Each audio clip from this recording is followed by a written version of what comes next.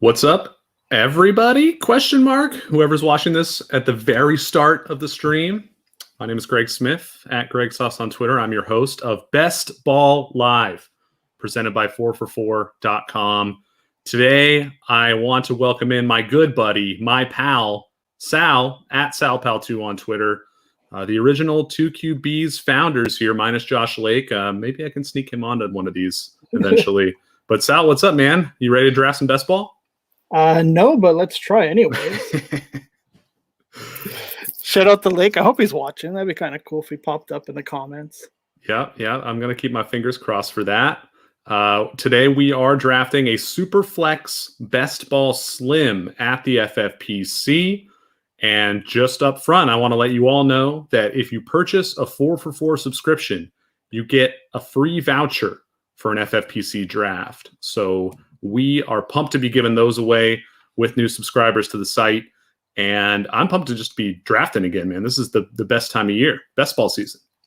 I can't believe it's already June. Like, where did this time go? I don't know. I mean, my whole year has been kind of a whirlwind between the pandemic and having a baby back in November. I'm just like now kind of starting to come out of my shell and realize, oh, you know what? I can do things again, like fantasy football live streams. So I'm pumped to be doing this. I'm really excited. I think it's going to be a lot of fun, honestly, because you're going to do like, what, 100 of these shows in the next 2 weeks? Yeah, I don't even want to try counting them. It's like, it's too daunting if I think about it that way. And we're going week to week. Now, on to the next one is how we're going to treat this. I got to say, I was a little nervous that we might not get the draft and fill out this room today, but look at all these heroes that showed up. Some ringers, though, right? We got John Daigle from NBC. We got Justin Edwards and Joe Pano. And I think John Paulson is in here, too, right, from 4for4. Correct. JP is in here, the great John Paulson. Jen, our pal, says hey in the chat. What's up, Jen? What's up, Jen? I see Frank_Duffy. I see his name on Twitter a lot. He is a pretty hardcore best ball drafter, I believe. So we got it's cut out for us in here. This is not going to be an easy draft. It wasn't going to be easy to begin with because I'm drafted with you, so you're already at a disadvantage. But like 80% of this draft room is just like pros. Actually, probably 100. I don't know who all these other people are, but I imagine they're pretty damn good at best ball drafting and must love the Superflex format to come join us on a almost late Wednesday night.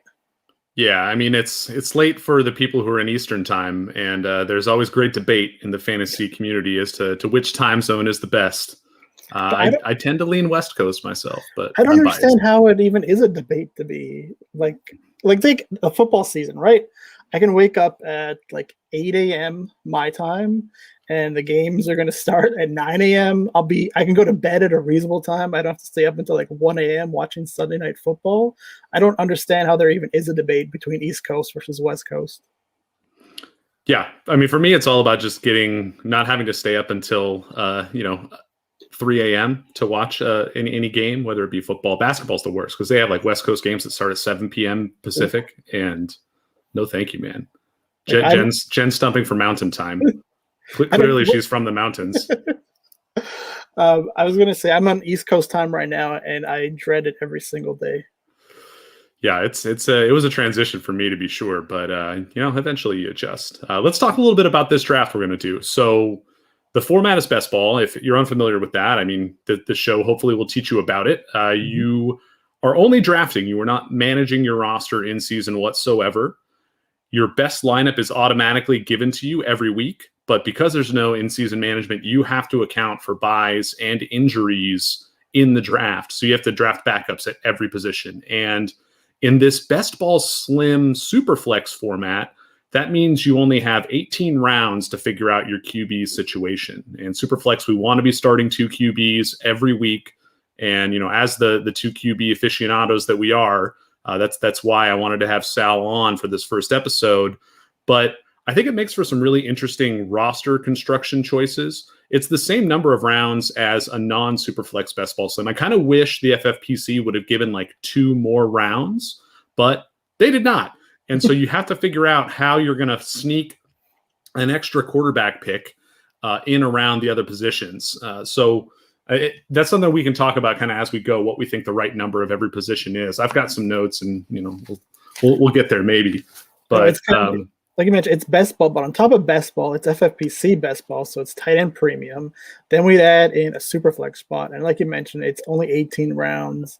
I'm kind of been prepared for a format like this my entire fantasy football playing career, because the very first 2 quarterback league I was ever in was 14 teams with only 2 bench spots. That's insane. Why would you do that to yourself? Because my friend asked me to, and I had nothing better to do. Dang, man. Yeah, so let's talk a bit about the draft room now here. This is what an FFPC draft looks like. You can see that on the screen. And up top, you're going to have your draft order. Daigle, of course, luck-sacked into the top pick. We luck-sacked into the second pick. Rooney 11, Dysfunctional M, Barone, name gets cut off there. It looks like Santiago. It's not Santiago, but it's something like that. Joe Pano, then John. 4 for 4s, John Paulson, Justin Edwards, Avalanche, Ferris, Hatch, and Frank Duffy at the wheel. Second pick overall in one of these formats, Sal. What's your first instinct in a Superflex best ball? No, I know Superflex best ball, especially tight end premium. I want to lean towards the tight end position because I want to see what my roster would look like with like a Travis Kelce, like just maintaining that first round selection of mine, because I feel comfortable enough in my like mid to late round quarterback selecting that I can come away with like 2 to 3 decent quarterbacks later on. I'm not the biggest fan of drafting running backs early. And I feel like with the depths of wide receiver position, I can also bypass that one in the first round because I feel like I can still get a decent enough like top 12, top 15 receiver in round 2, but I can't get a top 3 tight end in the second round. Like with the tight end premium format setting in this, there's no way say like George Kittle or Darren Waller is going to fall to us in round 2. I think with the Superflex edition, though, you might see Waller or Kittle slide that far. I don't think you will, but I think there's a chance of that. And there's also just the general caveat of drafting best balls that if you do enough of these leagues, which I'm going to be doing over the next few weeks on these streams, you kind of have to play your draft slot to ADP a little bit in the early rounds. Like if you have the first overall pick in one of these Superflex best balls, you kind of have to consider Patrick Mahomes or whoever your top quarterback is, and Christian McCaffrey, whoever your top running back is, because when you do one of these drafts and you have the 5th pick, you're probably not going to see those guys. So if you do enough of these drafts and you want the opportunity to diversify your portfolio, so to speak, you kind of have to take what ADP gives you from certain draft slots. With that said, because we're going to be drafting so many of these, I am going to have some fun with these. And if you're thinking Kelce, number 2 overall, I think that's really easily justified because tight end is so much thinner than quarterback. There's such a big advantage to having one of those top 3 tight ends. And like you said, if we aren't sure if one of the top 3 is going to make it back to us in round 2, I think you kind of just have to take one if that's the type of roster you want to build. Now, I don't think John Daigle is going to take Kelce first overall, but maybe he will, and that'll really put the screws to us. What would you do in that case? Would you just default right to Waller or Kittle, or would you then pivot to your top running back, top quarterback, top wide receiver? What do you think, Sal? It's something because if I love Kelce that much at 102, then you would have just assumed that I like Kittle and Waller as much. I'm not that into Darren Waller. You can make the case for George Kittle being like the 1B to 1A. I'd be okay with that. For me, it'd be a very close debate between Kittle and Alvin Kamara. Okay. Yeah, I like that. And I would lean the running back because the same argument that you made for the top tight ends not making it back to you in round 2, I think you can make about the top running backs, whoever that top running back is for you, whether it's McCaffrey, Kamara, Derrick Henry, Saquon Barkley, whoever. Like those guys just aren't going to be there at the end of the second round, most likely. You're going to be a lot further down the ADP ranks, even in Superflex, where the quarterbacks are going to pop up a little bit more in the first 2 rounds. But just watch Daigle take Kelce just to mess with us on this live stream. That's fine. I mean, I want to see what his team looks like if he does that. And that's mainly the reason I want to do it is what happens in one of these drafts if I take Kelce second overall. I think he's worth it. But I don't know how the rest of the draft is going to play out. Like maybe after I do that, the running backs get thinned out so much before it gets back to us in the second round, that we pass on it then. We pass on it in the third round. And it's possible that kind of cascade of value down the running back ranks, even if you're into something like zero RB, is still going to be a problem for you when you look at your final roster. You're like, I just don't like the way this team turned out. And it started with that Kelce pick at 2 overall. But we're going to find out. I think we're going to make it work. I mean, that's the nice thing about best ball is if this team absolutely sucks at the end of the night, we can just do it again tomorrow and the day after that and the day after that just to fix up all of our mistakes. But in Travis Kelce, you're getting a guy who is caught 80-plus catches and 1,000-plus receiving yards in 5 straight seasons at the tight end position. And I just think that's too much of a positional advantage to bypass in a tight end premium format, even with quarterbacks being an option in Superflex. Mm-hmm.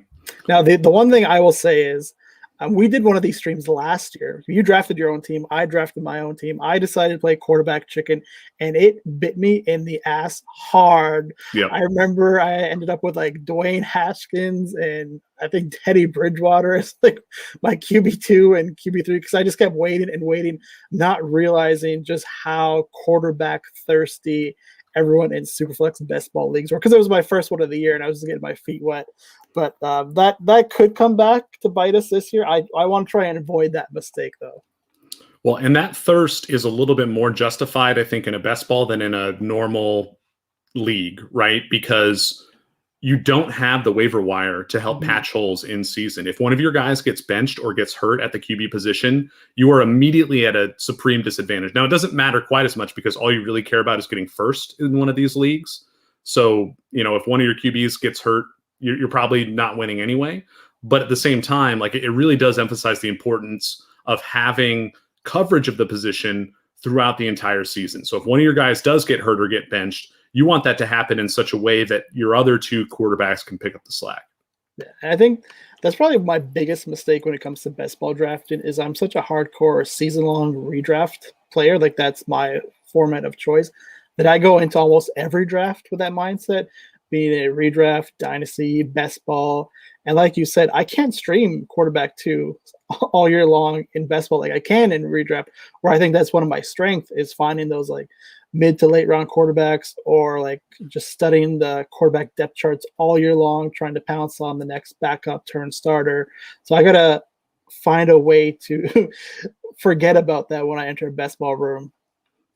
Yeah, it's tricky because you do have to recalibrate, right? It's not necessarily about getting the guy who's going to score the most points. It's about getting the guy who's going to complement the other guys at that position on your roster the best. Mm-hmm. Because you can get those staggered weeks where, if you have it so your players line up in such a way so that their big weeks happen separate from each other, you're going to be scoring a lot of points in a lot of different weeks. If you have too much overlap just by chance or by poor roster construction, then that's a problem. And so you really need to make sure that you have at least there's no right number of any position necessarily. I take that back. I think the right number for quarterbacks is 3, but for every other position, I think there's some flexibility, right? Especially if you do take a Travis Kelce in the first round, you might not need to draft a second or a third tight end. You still need a second tight end, obviously, to cover for Kelce's bye week for potential injury to Kelce, but you might not need that third tight end like you would if you waited until the 8th round to draft your first TE, right? No, I agree 100%. I was going to say you like 3 at the quarterback position. I would say it depends on the quarterbacks you take. If Sure. I get 3, say top 15, top 18 quarterbacks, I'd be okay with that. But if I'm getting if I have 3 quarterbacks, maybe 1 is a top 12 guy, 2 are in the top 24, I might not feel so comfortable with the 3 that I have. So I'd want to get a 4th quarterback. And if you were to draft a tight end early, say with Kelce, I think you can take one of those positions that you allocate to tight end in your draft and move it over to the quarterback slot and end up with 4 instead of 3. So that's where I think you butt up against problems with the small roster size for a Superflex format. Only 18 rounds means that if you're spending a 4th pick on a QB, you're giving up one of your tight ends, one of your running backs, one of your wide receivers. And so I think there's incentive to not put yourself in that position, basically not do what you did in our stream last year, right? Exactly. Because if you end up in that spot where you have to take the 4th QB, chances are that 4th QB is not going to be very good in the first place. So it's hard to know how much contribution you're going to get from that player. And then on top of that, you're taking away depth at a different position where it's probably more important. So again, like for me, like my goal is to get 3 quarterbacks who are all starters, or at least like 2 who are definitely starters and 1 who I'm pretty sure is going to be the starter. And when we get to that stage of the draft, we'll talk more about that. I have some questions for the late round QB guys for you, Sal. I know that's a long time been your jam, or those really budget options at the position. Yeah, I think coming into the draft with your tiers set up is going to help you a long way in a best ball draft. Well, let's talk about that a little bit, because obviously 4 for 4 is sponsoring this show and hosting this show. 4 for 4 has a bunch of great tools for this. And one of the best ways to figure out what those tiers should look like are John Paulson's rankings. He's in this draft. Hopefully he doesn't mind me bringing him up midstream. I'm not going to keep him on the screen at all times, but here we go. Quarterback rankings. Soak them in, because I'm taking them away right now. We'll get back to the rankings, I promise. But the point is that the nice thing about these rankings is that not only are you getting the order in which John would pick them, you're getting projections as well. Mm-hmm. So you can see which quarterbacks are close in points to each other, and that kind of inherently gives you some tiers to work from. If you see that quarterbacks 5 through quarterbacks 7, like all score about the same number of points, that gives you a little bit of flexibility in which one you choose. And maybe your choice has to do with who you want to stack that quarterback with. So there are a lot of different ways you can go and a lot of different ways you can build these rosters. And it's frankly a lot of fun. I love doing these drafts. There's some players I'm very interested to see where they go in this draft, specifically at the quarterback position. Like, I want to know, where is Jalen Hurts going to go? I want to know, where is Ryan Fitzpatrick going to go?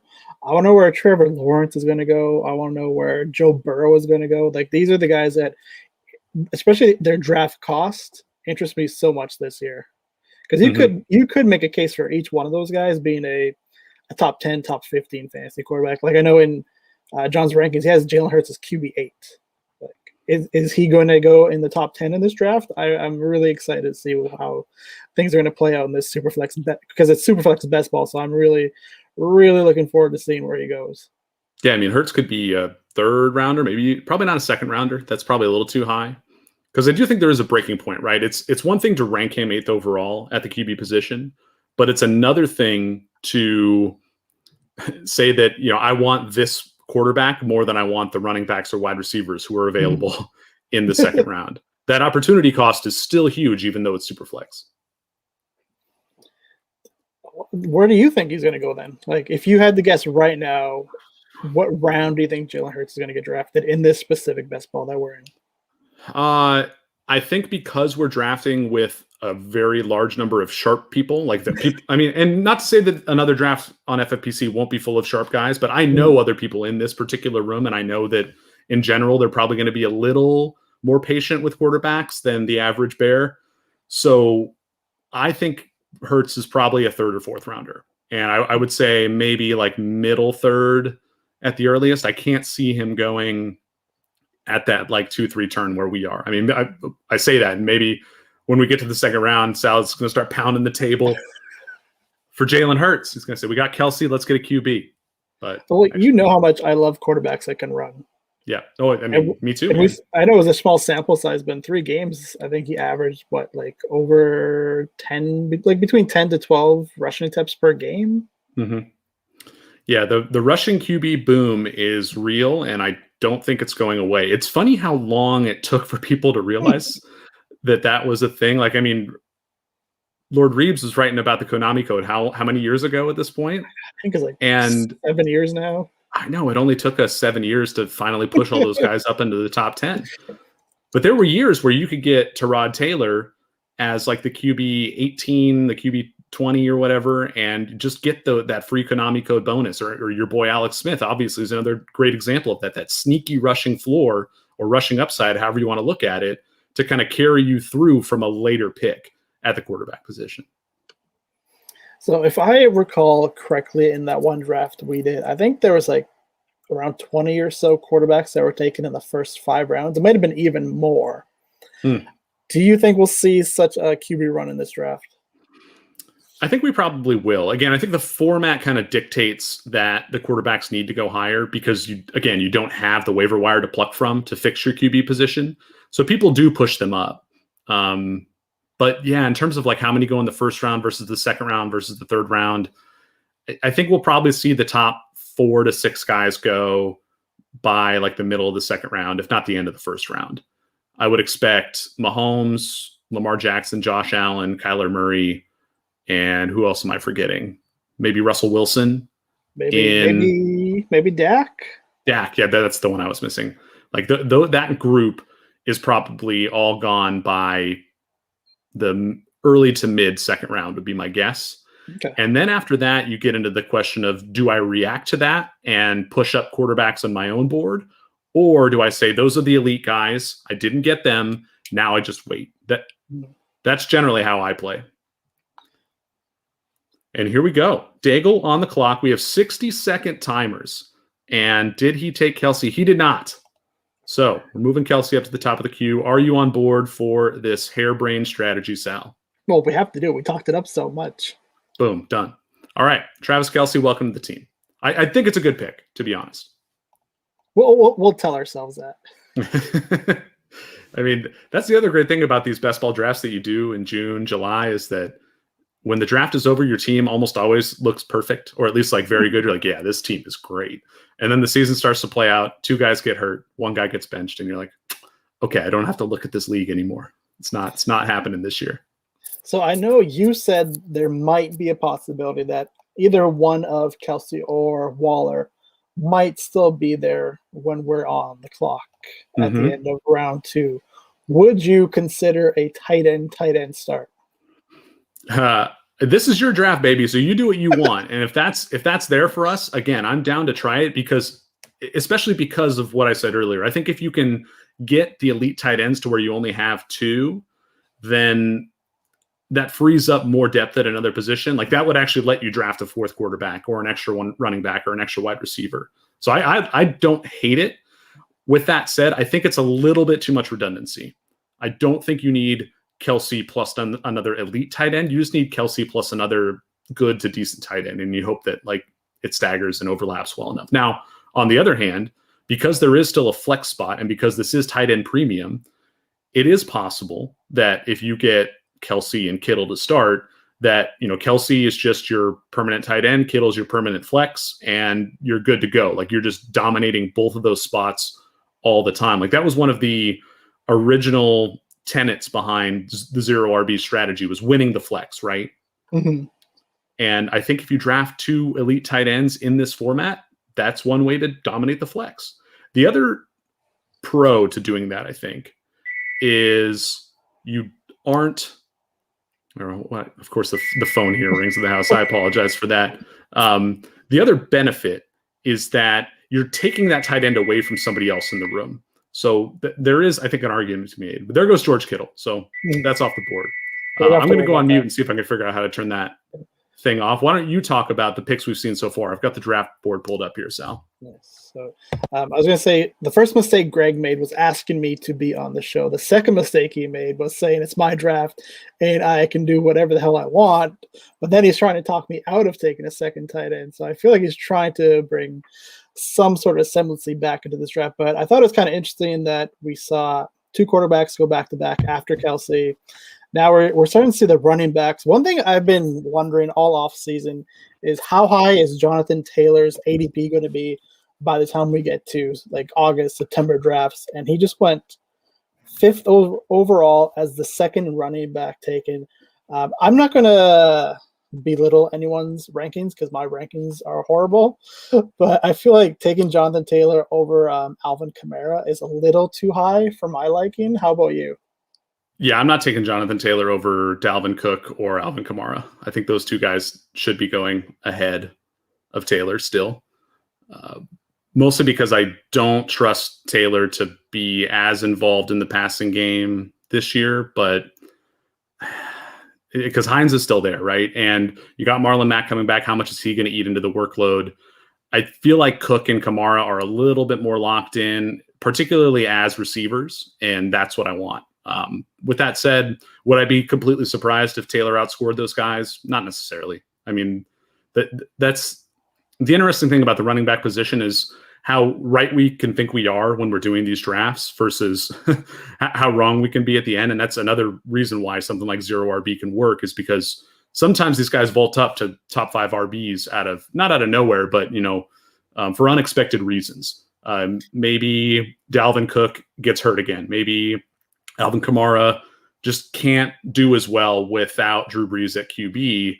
And those are the reasons that Taylor, elevates past those two guys.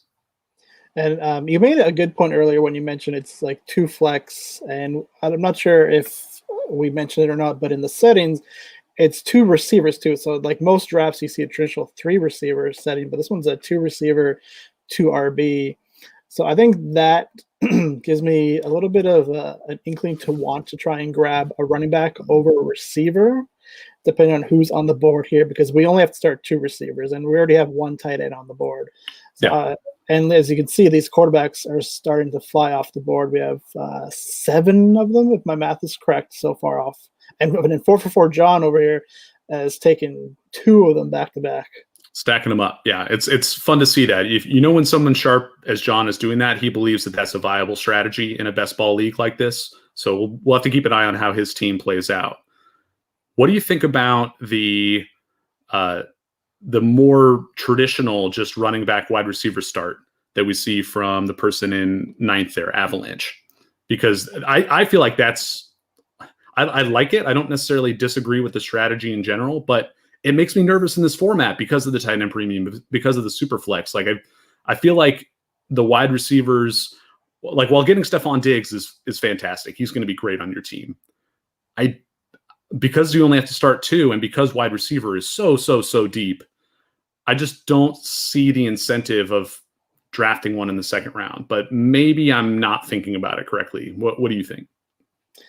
I think by taking a top 5 running back, he's given himself a little bit of a flexibility there when he comes back in round 3, that if he wants to go back-to-back with receivers, that he already has a top running back roster, that he doesn't have to worry too much about that RB2, RB3 position. Like if he had taken a tight end or a quarterback instead, I could have probably seen him take a running back, especially when someone like Austin Eckler is still available in a PPR format. I probably would have went with Eckler over Diggs, because we hadn't seen any receivers taken yet, and there'd probably be a good probability by the time he was back on the board in round 3 that a top 12, top 15 receiver would still be there. And I would rather prefer those 2 running backs than Diggs and whoever else would be there. All right, we're on the clock here. Here are the wide receivers that are available. I'm hoping you can see that, Sal. But top of the board is A.J. Brown, DeAndre Hopkins, Justin Jefferson. Over at QB, Jalen Hurts, top of the board, baby, your boy. But I think you want to wait on QB, correct? Especially we're back in the round 3, so we can get a quarterback. So yeah. I would bypass that. We don't need to make a case for any of these running backs right now. Kyle Pitts is interesting. I don't think this is too early for Kyle Pitts, especially we have Kelce. So I would go to the receiver room available. So Brown, Hopkins, Jefferson, Metcalf, Ridley. For me, it's A.J. Brown. Yep. I agree with you there. It just seems like there's so many available targets there that you kind of have to respect like the volume above all else, on top of the fact that he's an extremely explosive and dynamic player. So I'm on board. Let's get A.J. Brown on the board here, or on the team. Wow. First show jitters here, and we'll see what Daigle does at the turn. I'm thinking running back or wide receiver with the next pick. But what are you thinking? I wouldn't mind adding another pass catcher, because we're not going to have an opportunity to grab another one of these guys later on. And the opportunity of stacking Brown with, I think Metcalf was there, or Hopkins, is just too good to pass up with our specific build that we have going on right now. Okay. So you're fully embracing the zero RB mindset here. Yeah, because I feel like, well, I don't want to say it, but there's a player on that board I think will still be there when we're in round 4. And when we come back to round 4 and 5, there's a possibility we'll still get a couple of running backs we like. So Daigle took the one running back who I would have liked to take in one of these spots in Aaron Jones, but that's no longer an option. I'm also okay taking a quarterback here because we're at the beginning of this round, and I feel by the time we're on the clock again, this quarterback tier is going to be picked apart. Okay. So this is where So are you opportunity thinking cost plays into it. right? So are you thinking Hurts, Rodgers, Burrow, Stafford, Brady, Lawrence, Matt Ryan? That's kind of the top of the board, or just just go full balls to the wall and draft Tannehill to stack with AJ Brown. I have Jalen Hurts ranked above all those quarterbacks, but again, I have them all in a similar tier. So if there's someone you like more than the other, I'm okay with that. Let's play it conservative. Let's take a QB because we don't know how hot and heavy they're going to be drafted in these next 2 rounds before it gets back to us. And I think that there's some value in playing it safe at the QB position.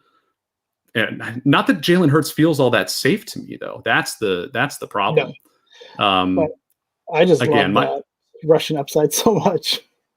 Yeah. I mean, this is a good looking start. We have Kelce, we have AJ Brown, we have Jalen Hurts. We have potentially the best tight end, potentially the best wide receiver, potentially a top 10 quarterback. In a Superflex best ball, like that's what I want more than anything are those league winner type picks. And that phrase gets tossed around a lot. But what you really want are just elite producers at these different positions. And again, we're on track for that. I think the Hurts pick is a bit of a reach because I don't think he has the same upside as these other guys who went earlier. And because I just like to wait on quarterbacks in general. But based upon where we're in at the draft, I feel like it does make some sense to, take a quarterback in that spot. And if Hurts was the top of your board, then I think that makes sense. I like it. Yeah, I think this is where reading the room comes into play 100% because you have to make the decision. Do I go quarterback in the belief that by the time we pick again in round 4, there's not going to be a couple of decent options we really like as our QB1? Or do I risk it, take another receiver, which again, I would also have been fine with, and just hope that everyone keeps bypassing on quarterback, which then, if that is the case, would leave us with an interesting decision of, do we go with a QB2 this early? I know we both love waiting on quarterbacks in general, but in this best ball format, it does really make you think. Yeah, I think depending upon how the next round and a half go, you could talk me into a quarterback with one of the next 2 picks. And whereas we waited on this last turn because we knew that we would be able to get one of the QBs we liked after John made his 2 picks, coming back to us in the 4th round, I think you can, again, read the room, look at the fact that John hasn't drafted any QBs, and try to punish him for that. I mean, John's a buddy of ours. I'm not trying to be mean to John, but at the same time, if I'm trying to win this league, there might be some incentive for me if there's like one quarterback left at the bottom of a tier or one quarterback left in a tier before there's a drop off to make that pick at 4.11 to force John to go into the next tier down and force everybody else after him to go in the next tier down. Whereas if you take a wide receiver or a running back or another tight end in the 4th round, that gives John the opportunity to make up the ground that he's given up at QB. So it doesn't matter. Like, is he actually losing ground? Because clearly he believes he can wait. He hasn't drafted one yet. I think we're seeing that from a bunch of other drafters in this queue. I think that prediction that the QBs weren't going to go quite as high in this room is starting to show up. And honestly, like the Jalen Hurts pick looks like more and more of a reach as people in this round keep taking running backs and wide receivers. They're just listening to this stream and making us pay for these horrible decisions. Sure. But again, that's them reading the room, right? Right. And what was I going to say is, looking at the way this draft is unfolded, if Kittle or Waller for some reason had fallen to us in round 2 and we did take him, I probably would have hated that start looking at how round 3 is unfolding. Yeah. Again, I don't think you need to do that. Like, once you have one of those top 3 tight ends, you don't have to pay up for another one because in theory, the guy you drafted should be starting what percentage of weeks? Like 60, 70% of the weeks, if not more. That's what you're drafting him that high for, right? And if you look at this draft board and you see why Superflex is such a popular format, because you can legitimately come into a draft and get someone like, look at Baroni's sanitation start. Look at this Frank Duffy start. I'm sorry, I'm cutting you off. Go ahead, Sal. Yeah, go for it. Like Kamara, Waller, Ridley, Lamb with your first 4 picks. That doesn't happen in a 1 quarterback league. It really doesn't, and it's really great to see that. Like again, he's also waiting on QB, and he also has an argument to have the top running back overall, the top wide receiver overall after Julio theoretically gets traded, potentially the top tight end overall in Waller, and then you add CeeDee Lamb to that in what is going to be one of the more prolific offenses in Dallas. Like that's an awesome start, and he hasn't even taken a QB yet. He'll have to figure out QB, but he's got time to do it, and there's depth of the position to do it. Like honestly, I think I like that team more than ours. Well, this also just shows you like how advantageous it is to be on like the turns, right? Whether it's at the beginning of the turn or the end of the turn. What is your preferred draft slot for something like this? I like for Superflex specifically, I like between 10 to 12. I want to be near the end of the draft, or pick 7 from John Paulson, who's killing this draft. He's very happy picking from the middle, so John is excited. Well, he has my number 2 running back. So Antonio Gibson, your boy. So now this is where it's going to be interesting. Do we see the quarterback run that I kind of thought might happen? Because now Hatch just took one, Burrow went in the 3rd. John doesn't need to take one, but if we look at teams 5 and 6, they don't have a quarterback yet. Mm-hmm. Yeah, and we start looking at the available players here, and because some of these drafters are probably listening to us, I don't want to get too much into who we want, but here's the overall on FFPC in terms of their ADP. Now, one thing to note if you're doing these Superflex drafts is this is not Superflex ADP. Like, notice how there are no quarterbacks in this range of picks. So if you're doing a Superflex draft on FFPC, you do need to kind of constantly audit the quarterback position. Yeah, 100%. Right. So right now you're looking at Tom Brady, Trevor Lawrence, Matt Ryan, and Ryan Tannehill as the top of the QB board. And it looks like Matt Ryan just got picked. Right. So there I like that. I like that pick. In the first 4 rounds, we've seen 4 quarterbacks drafted since we took Jalen Hurts. Right. So it's a little you're bit right. of Hurts wasn't going to make it back to us. It's a little bit of a mini quarterback. Well, I wouldn't say quarterback run per se, but just like they're starting to eat away at that position and the depth of it. I mean, I would call this a run because look at who else is being drafted in this range. You're talking about quarterbacks being drafted in the same range as Keenan Allen, CeeDee Lamb, Calvin Ridley, Terry McLaurin, right? This is not normally where quarterbacks go in a 1 QB format. No, to the point where like the fact that 4 of these QBs got taken within a span of 9 picks, like that's a lot. And the next 2 drafters don't have QBs left. We could very well see one of them take a quarterback. Everybody else in front of us at most has 1 quarterback. I would expect these 2 people in front of us, because they paid first round capital for Mahomes and Josh Allen, are probably not going to take a QB here. So I think we're in the clear to some extent if we wanted to take another QB. But looking at who's here, I don't think there's really a way to punish John for waiting. Like, I don't think, like, if you take Tom Brady here as the top ADP QB, like the fall from him to Trevor Lawrence or Ryan Tannehill is like, I mean, it's not significant enough to me, I don't think. No, and it wouldn't surprise me at all if John wanted to take 2 quarterbacks back to back. I don't think he will, but I definitely feel like he's going to take one of them. Mm-hmm. So we're coming up here. Running back or wide receiver. I guess we could look at tight ends too. Top of the tight end board is Hawkinson and Mark Andrews. I think with the top 4 tight ends taken, we don't need to worry about that position for a long time.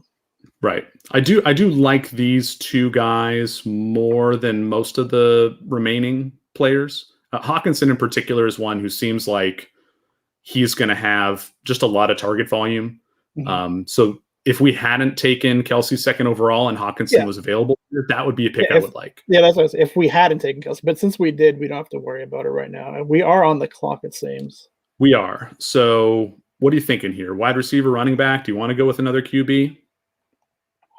I don't think we need to take a QB now, because even if John were to take 2, we would still get a decent one. I'd look at running back or receiver because we don't have any running backs yet.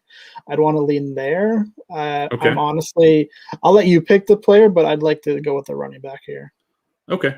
I don't have a strong preference between Miles Sanders and Chris Carson. I think they're both pretty close. I think stacking Sanders with Hurts is interesting, but maybe a little counterproductive. But with that said, I don't hate it. What do you think? No, I mean, I think when you have a running quarterback, stacking him up with a running back isn't the worst thing in the world.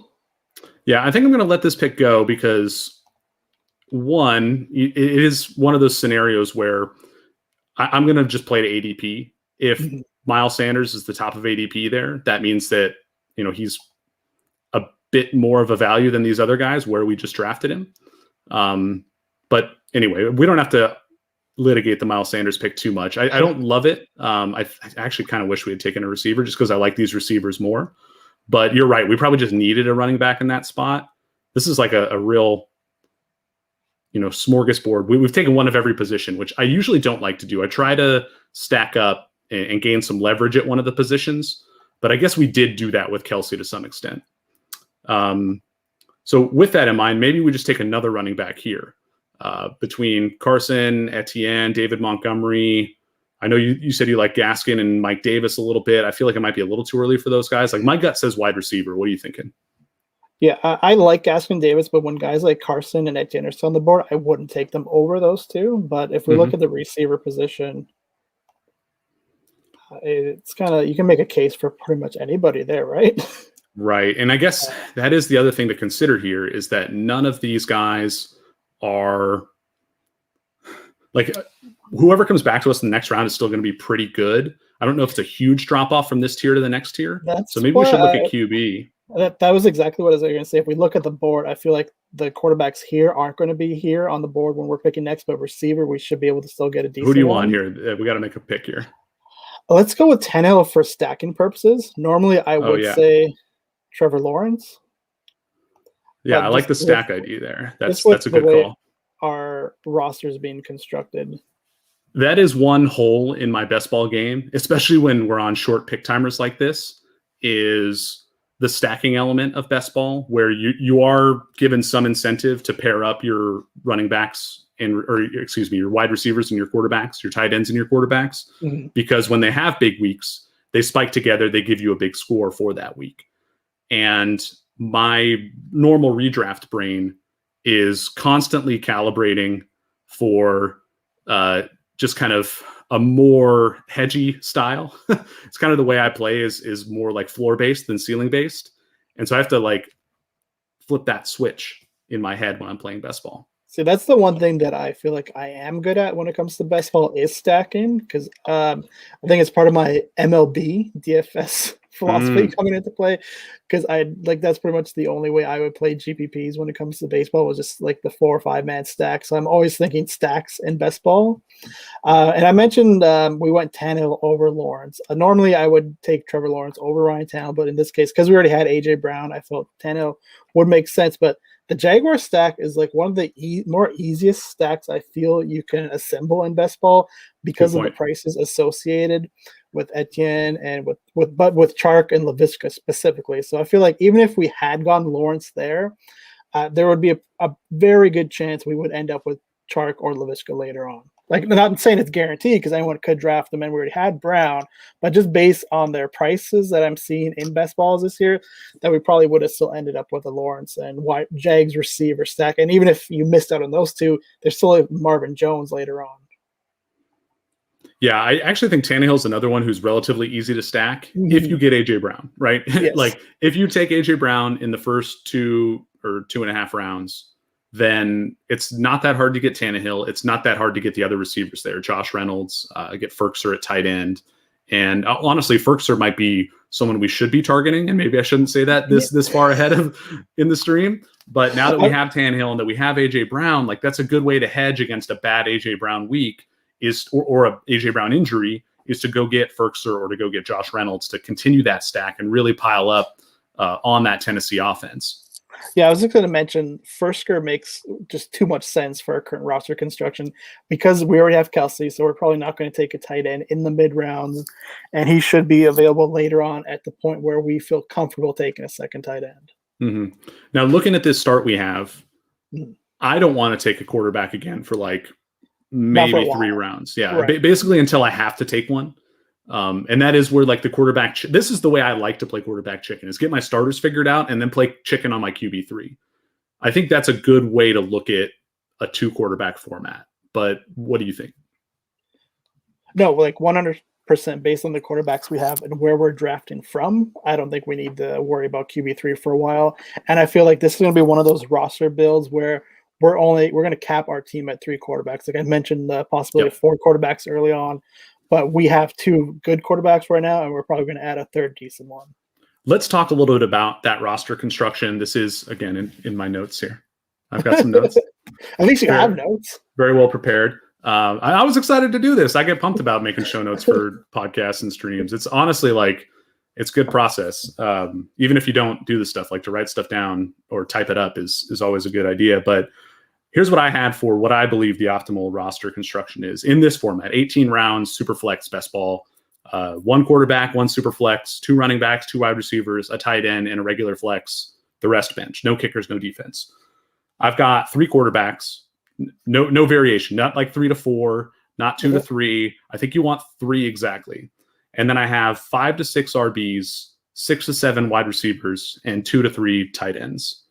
So the question becomes, where do you land on those flexible spots, right? Do you err on the side of more running backs, fewer running backs, more tight ends, fewer tight ends?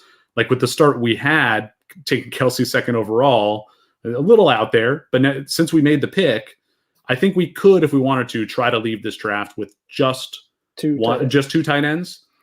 With that said, I think there is incentive to get a third one just because of the tight end premium scoring. If you happen to hit on one of those late round tight ends, it might just give you more points or more scoring weeks than, a late round wide receiver or a late round running back. So I don't know. Like I'm on the fence. Like my gut still says we should look to get 3 tight ends, but I think we could get away with only 2 given our start.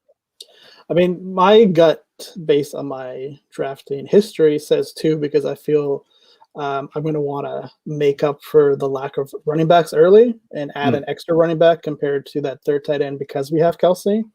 I definitely understand your point of view of wanting to add a third tight end because it's tight end premium.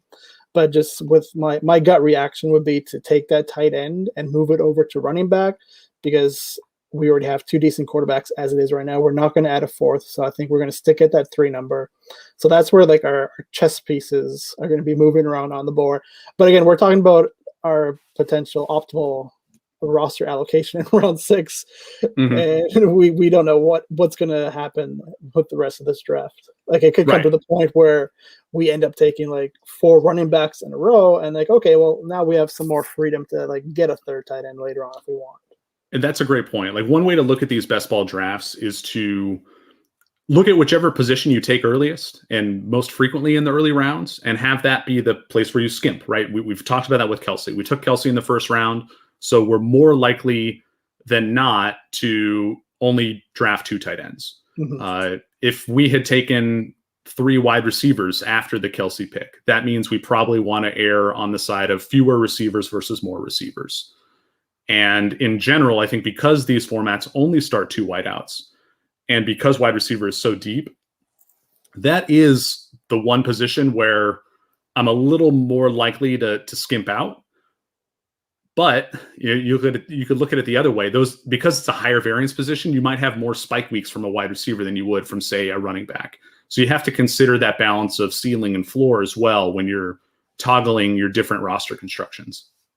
I have a question for you because I just saw John Paulson take Ryan Fitzpatrick as his QB3 in round 6, QB19 overall. He's someone who I have as a top 12 quarterback this year. I think John does too in his rankings, but he already had Dak and Justin Herbert.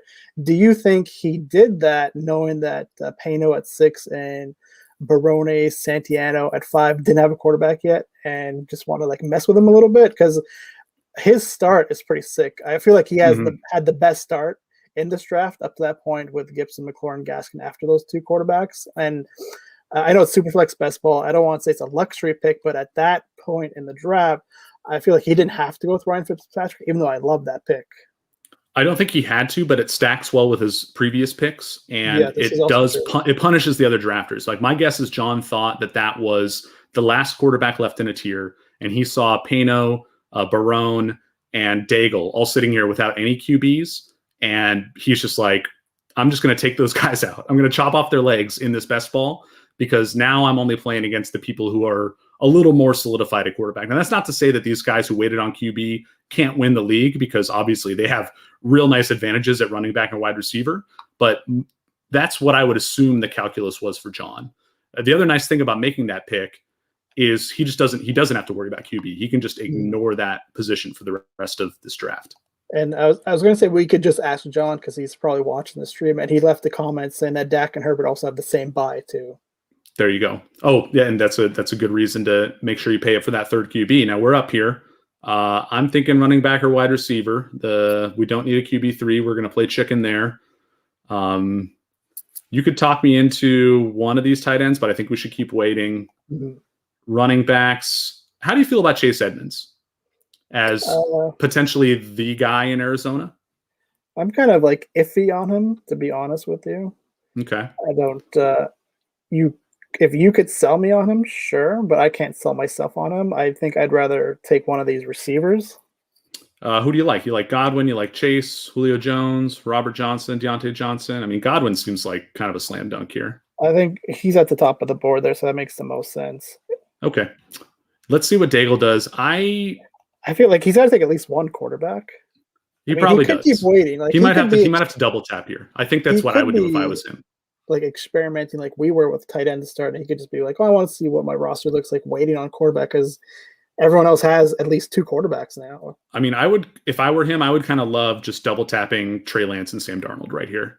You get the rushing potential with Lance. You get the up-tempo potential with Sam Darnold.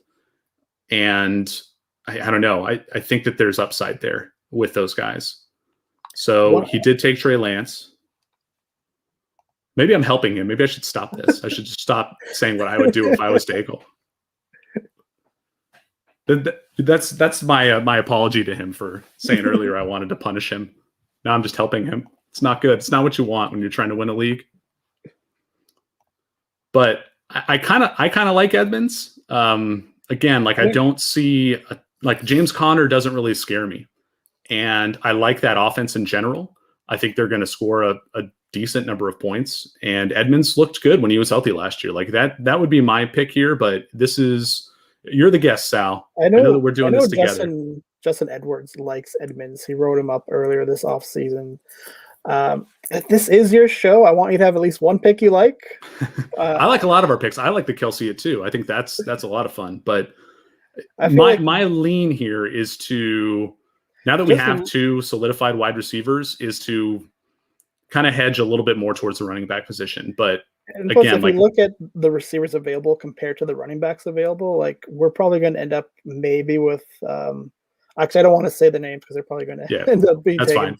But let's just go with Edmonds here so we can focus more on pass catchers when we come back. Go ahead. Go ahead. No, I was just going to say, we're getting the hosting cobwebs out of the way. I just want to say, Daigle listened to you and went with Lance and Arnold back to back. See, great minds think alike, man. I wonder, did he do it because I said that, or just know me too well? He says, look at that. But yeah, what I was going to say is, if I look at these running backs who are available, like at this point, you're kind of looking at committees all over. And I understand that James Conner is in Arizona now, but again, like he doesn't stand out to me as someone who's like, after what he showed the past few years, like I'm just not confident that he can hold up an entire season. And that's full on narrative street. But Edmonds is a little younger, a little fresher. I think that he's going to be the guy there. And I don't know if you can say that real definitively about a lot of the other remaining running backs. Whereas if you look at the wide receivers who are still available, like there are so many good names here. Somebody good is going to come back to us at wide receiver. And we already have our top two starters in Godwin and AJ Brown. So I'm not worried about it, to be honest. I think that running back was the right choice there. And I think that Edmonds was, I mean, the pick I made the pick, but I don't know. I'm not convinced that like any of these other guys is notably better than Chase Edmonds. No, that's a fair point. I was going to say there are two running backs on the screen that I like based on that list that you showed me are Damian Harris. just because I I also don't love him. believe in the rest of the Patriots running backs, and Tony Pollard, just because you're banking on the possibility that I know you don't want to bank on injuries and you don't want to bank on poor performance because you can't predict those, but in the off chance that Ezekiel Elliott does go down, we've seen Tony Pollard perform in that role, and he's like one of those guys that I love adding to if I do like a 0 RB start. And I'm waiting on running backs. He's one of the guys I like adding as like an RB3 or an RB4 if I can swing it. But I'm not the only one that likes Tony Pollard. He gets pretty popular in those rounds. He is, but I mean, I think you might be able to bank on Tony Pollard just being better than Zeke. Yes. Am I gonna get run out of fantasy football for saying that? It. I said it. I mean, I'm not convinced that Zeke. Kind of the same thing with Connor. Like Zeke is definitely on a different level than James Conner. I feel bad kind of comparing the two. But I think that Tony Pollard looked really good last year.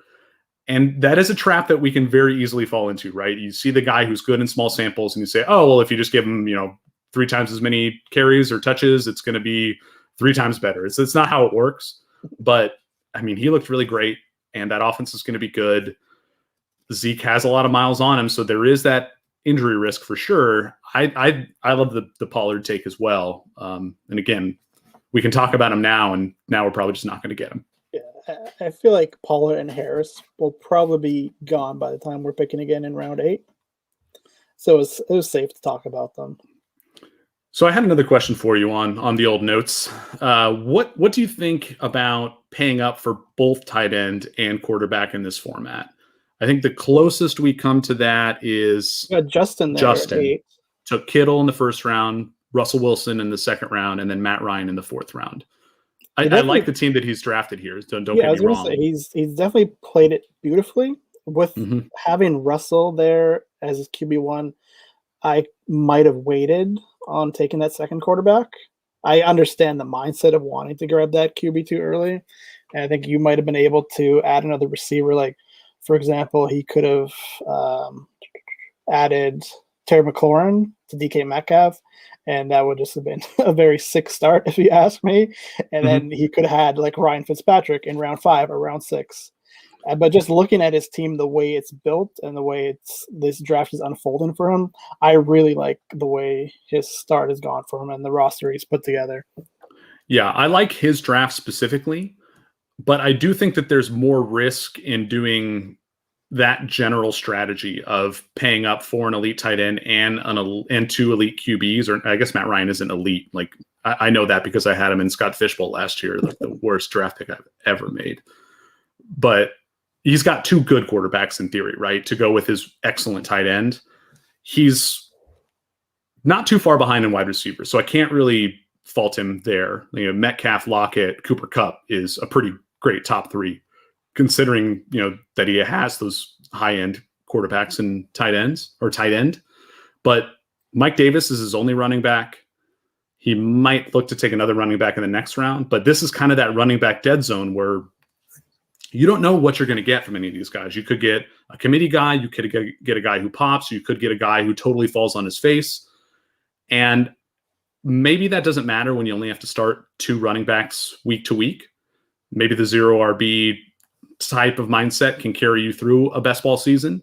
But I worry that the advantage he gained at running back and at tight end might not be enough to make up for the risk that he took on at running back. Does that make sense? And again, I like Justin's draft so far, but I think that general strategy is risky for that reason.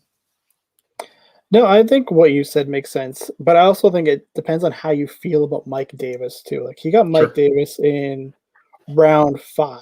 If he gets the workload that we expect him to get in Atlanta with all those running backs gone, if I recall, like Brian Hill, Ito Smith, who's Brian Hill? Did I say Brian? Oh, Todd Gurley. Those 3 running backs accounted for, I want to say, like 95% of Atlanta's running back carries. Like I wrote the articles, 358 out of 366 running back carries, just gone from those 3 guys. And who did they add? They added Mike Davis and it was Javian Hawkins, undrafted free agent. Like I feel like Mike Davis has the potential to be a fantasy RB1 this year, and you can get him in round 5 right now. I feel like we get into like August and like early September, he's going to creep up into. But this is also a Superflex format too, which pushes down the running backs. But just the fact that he got Mike Davis specifically makes me okay with that being his only running back right now. Yeah, and again, like the way his draft is playing out, it's working out nicely. If, let's say, Mike Davis was gone in the 5th pick, and instead that running back had to be David Montgomery or Josh Jacobs or Travis Etienne, are you more nervous then? Probably would like it a lot less, yes. Right. So again, the specific player he got made it work. And maybe that was his plan coming into this draft. And that's something else that you can kind of forecast out when you're getting ready to draft is, okay, look at ADP. Who do I think is going to be available where? The fact that there isn't readily available Superflex ADP makes it a little bit more challenging. But he probably looked at the board or ADP and thought, Mike Davis will probably be there for me in the 5th. And if he's not, then I could maybe get Myles Gaskin or Chris Carson or Kareem Hunt, right? And so that's maybe a calculated play on his part. But if running backs for some reason get pushed up a little higher than normal, and that pick is David Montgomery or Josh Jacobs or Travis Etienne, like, again, it's just risky. It's riskier. That's all. But in a best ball, all you're trying to do is win. That risk is often worth it. So looks like it's our turn to pick again. It is our turn. Maybe we should start planning these picks out a little bit more in advance. But I think running back is now a position I want to avoid. So I'm thinking we should check QB. And it's not much. We're kind of to the point where Jared Goff is the last locked-in starter. Yeah, I'd rather just gamble and not take Jared Goff. Let's take a wide receiver then. What do you say? You like someone here? I like all of them. I'd probably put DJ Chark at the top, but I don't have a strong feeling. I missed him. Sorry. I think we got Cortland Sutton, who was the top of ADP. I was gonna say, like, they're all in the same, like, similar tier there for me. It's kind of hard to not pick one of those receivers, right? Yeah, and again, like, at this point, we might as well take 2 of them.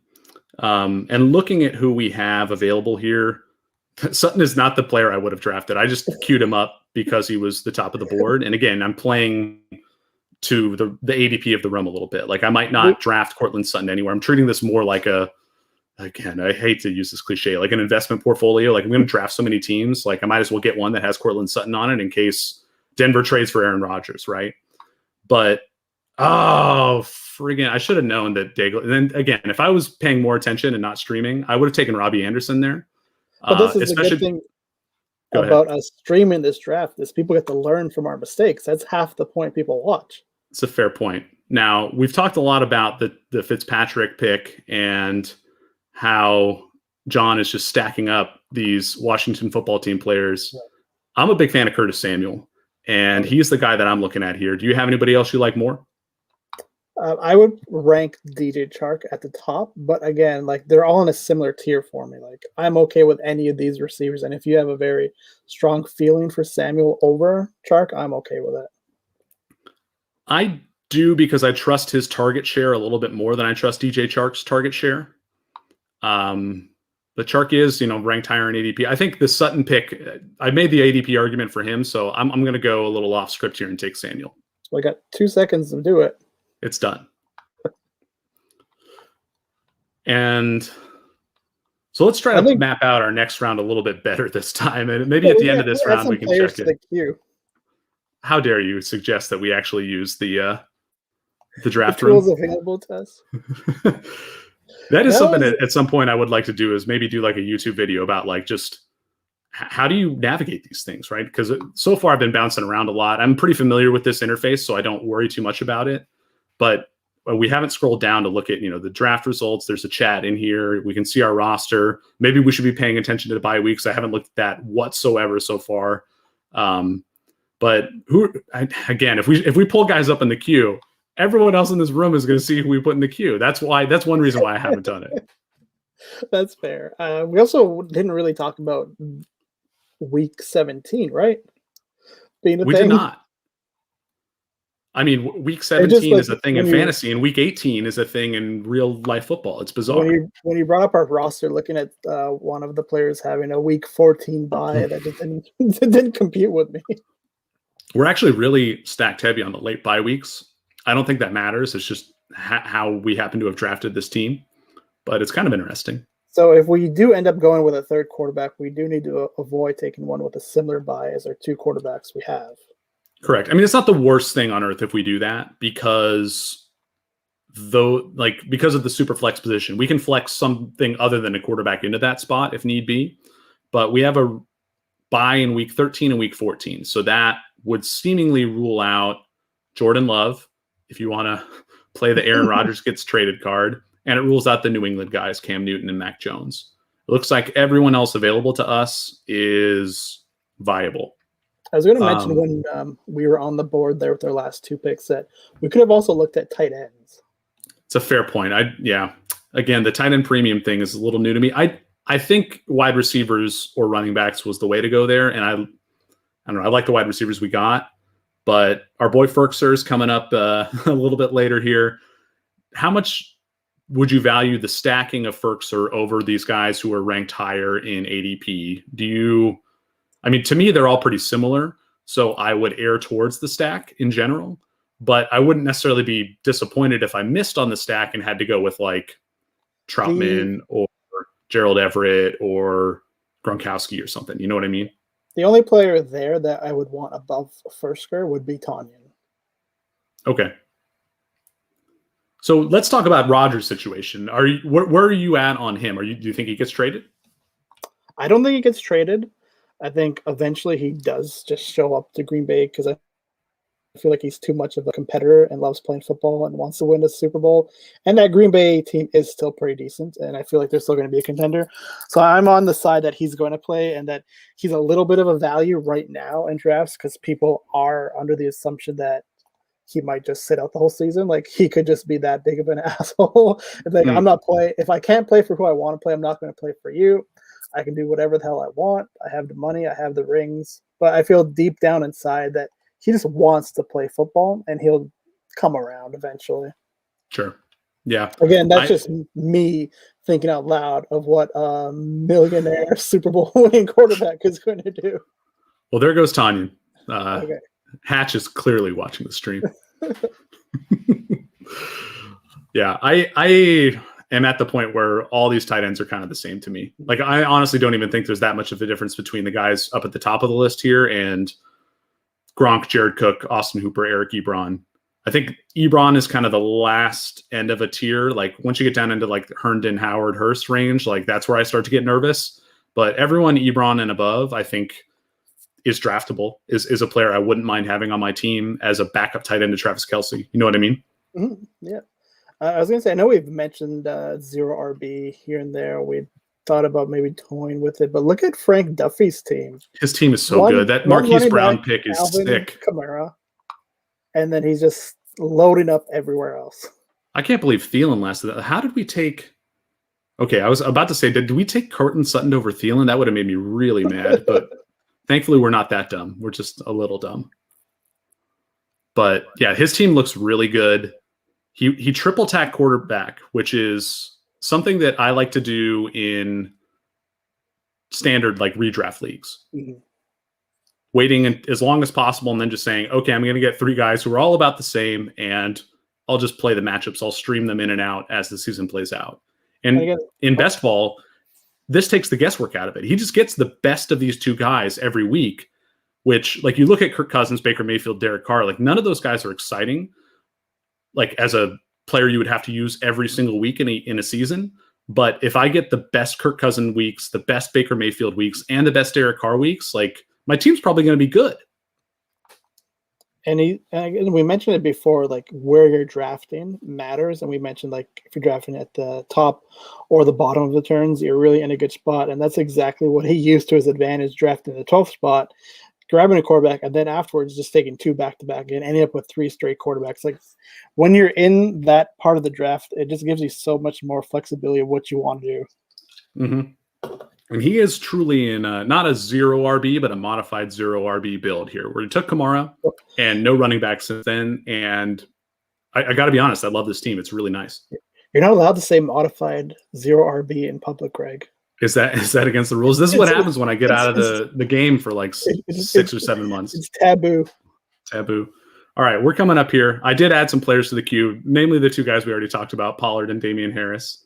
But top tight ends are Hunter Henry, Jonnu Smith, Adam Troutman, Anthony Ferkser. So we could consider that with one of our next 2 picks. let's see what John is doing at the turn here. John only has one tight end, so it's possible he will hack the guy that we want. Again, though, I'm so indifferent about this tier or group of tight ends that I kind of don't care if he really wants to take Ferkser from us, I'm not going to be that mad about it. Right. Of the running backs, we've talked about Pollard and Harris. We've got James Robinson, Trey Sermon, Leonard Fournette, Zach Moss, Ronald Jones, also available in this round. What do you think about that Tampa Bay running back situation with Jones and Fournette? I feel like just like all the other running back by committee situation, they're just so hard to decipher who's going to be the main guy, and they're just going to just siphon off like carries and targets and touches from each other. And then with Tampa Bay specifically, you also throw Giovanni Bernard into the mix. Mm-hmm. Yeah, for sure. That's a good point. Now, what are you thinking here? We're on the clock. Do we want to take one of the tight ends? Do we want to just Ferkser got taken, obviously. How dare you? Who was that? Rooney. I'm down to take one of these RBs. I'd like to take Harris here. Harris? Okay, I like it. I'm on board. We're not going to waffle this time. We're just going to keep it moving. Put the pressure on Mr. Daigle. And this is honestly a position where I wouldn't mind double tapping that either. Like if he lets us have Pollard to go with Harris, I would be okay with that. This is where we find out. John's watching the stream, and we'll find out if he likes us or not. So he takes Troutman. So that was the other thing I was going to say is like if he's not taking if Pollard's there for us versus a tight end, I think that's the decision, right? Because we have 4 wide receivers: Brown, Godwin, Sutton, and Samuel. And he let us have Pollard if we want him. He left some other tight ends available. He took Michael Gallup with his other pick there on the wheel. What do you want to do here, Sal? I say we take Pollard, and then we don't have to worry about running back for a little bit. Yeah, I think I'm on board with that. Let's look at the other running backs available. You like Pollard more than Trey Sermon? Yes. Okay. All right. I'm down. I think it makes sense. And again, it's not like this is just a pure upside pick. You're kind of hoping that Ezekiel Elliott just isn't the same guy. And that's what you want in best ball, right? Right. Yeah. I mean, those league-winning running backs, quote unquote, are going to come from somewhere in these middle and late rounds. And Pollard seems like he has a reasonable chance of being one of those guys, like reasonable enough to take him here in the 11th round. I'm looking at the board here. I'm just trying to see how many teams have 3 quarterbacks. We got 1, 2, 3, 4, 5, 6. Our boy Justin believes that Troutman is trending up, that we're not going to be able to get him this late going forward. And I'm kind of on board with that. But again, like, is he that much better than Ferkser or Gronk? I'm not convinced. And then that's the question you have to answer yourself when you're in these drafts. It's like, this is where I have to decide where my tier breaks are and how much do I want to like follow my personal rankings. Sure. Because we don't have a second tight end yet, I am just going to load up basically like in ADP order. I'm going to put all the tight ends in there so that we can like all the way down to Ebron. So that we can see that group that I was talking about earlier relative, and then I can compare that to, whoever's available at running back or wide receiver. Mm-hmm. Let's do a quick check-in on the quarterback position, though. We are looking at Newton and Mac Jones near the top. They don't line up with us on bye week, so our top options are all potential timeshare or bench guys. Taysom Hill, Garoppolo, Bridgewater, Drew Lock, Tyrod Taylor, and I guess, I'm not going to say his name. But what are your thoughts here for our QB3 position? I'm not going to ask you who you want, but are you still comfortable having waited this long?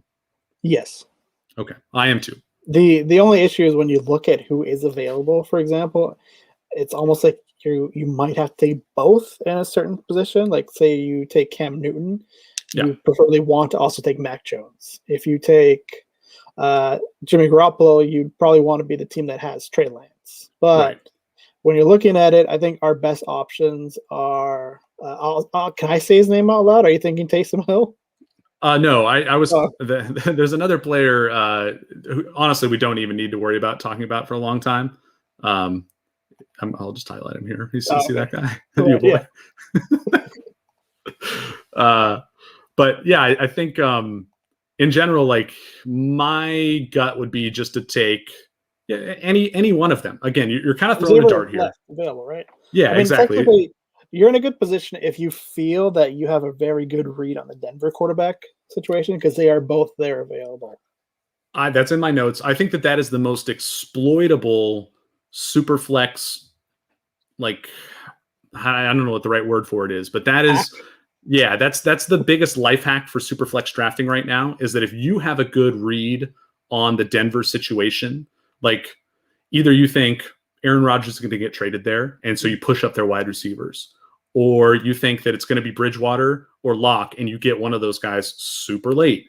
Right. The risk you run is that Denver does what they've done for the past few years, and they just bounce back and forth between these two different guys.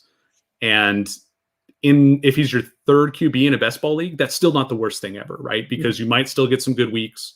Hopefully they line up with the bye weeks of your starting quarterbacks. So I think that there's a big potential leverage point there if you have a good read on it. Do you want to call out which one of those guys you like more, or do you want to wait until it's closer to our pick? Yeah, I don't mind. I feel like it's going to be Bridgewater's job eventually. Even if Drew Lock does start week 1, he isn't going to be starting for long. Okay. Yeah, I think that we've seen Bridgewater be more trustworthy game to game. I don't know if that's what Denver needs, though, and that's what worries me. But I am with you. I think that if I had you put a squirt gun to my head and ask me which one of these guys starts more games for Denver this year, I would say Bridgewater. I mean, quarterback is the one position I feel we've learned over the years is you don't need to be the most talented quarterback on the team to start, especially if you're playing on a team where they want to win or they've seen enough from the incumbent starter. Like take Tampa Bay Buccaneers from years ago when Josh Freeman was the starting quarterback and Mike Glennon was on the bench. Was Mike Glennon better than Josh Freeman? No. But the team had seen enough in Josh Freeman where like they just needed the change. And I'm not saying like the way coaches think makes sense when it comes to the quarterback position, but we've just seen it time and time and time again that benching the quarterback is the easiest way to just like change things up. Yeah, for sure. But that can play against you if you think it's Bridgewater, right? Right. Like, yeah. Bridgewater's doing like okay, but if he's not doing great and they're losing games, and that's when who's their QB3 this year? I know Jeff Driscoll was in Houston now.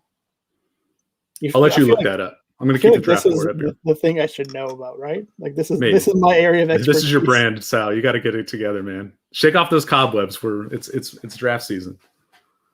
Daigle brings up a good point here about Broncos having the easiest projected schedule of opposing pass defenses. Mm-hmm. I think that there's easiest is good. Like even if they don't actually have the easiest one, that probably means they're still going to have a pretty beneficial schedule. Yeah, their QB3 is Brett Ripon, and we saw him play last year. I wish I hadn't seen it.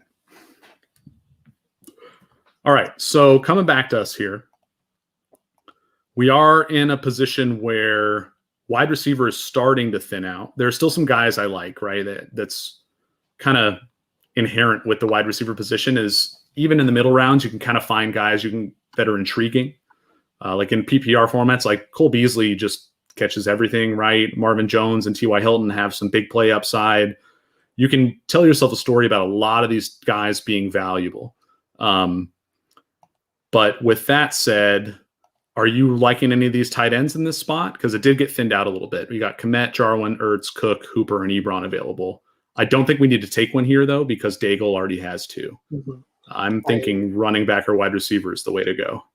The Zack Ertz one is the most interesting, depending on if he gets traded and where to. And there's been some rumors that he might land in Buffalo, which would be a very intriguing situation for his fantasy potential, being able to catch passes from Josh Allen in an offense that doesn't really have a solidified tight end one. Mm-hmm. But like looking at all of these receivers, and even like there's still some running backs available too in this range because it's a PPR format that makes sense. Yeah. Who do you like?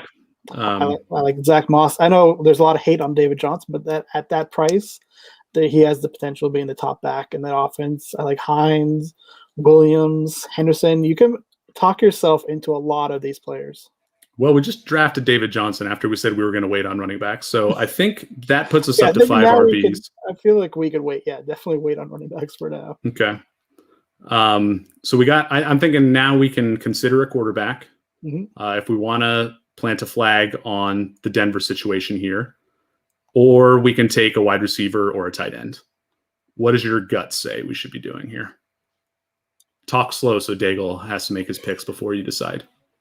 There is a quarterback there. I know we talked about before that didn't make a whole. Okay, well, Daigle took who I was going to mention.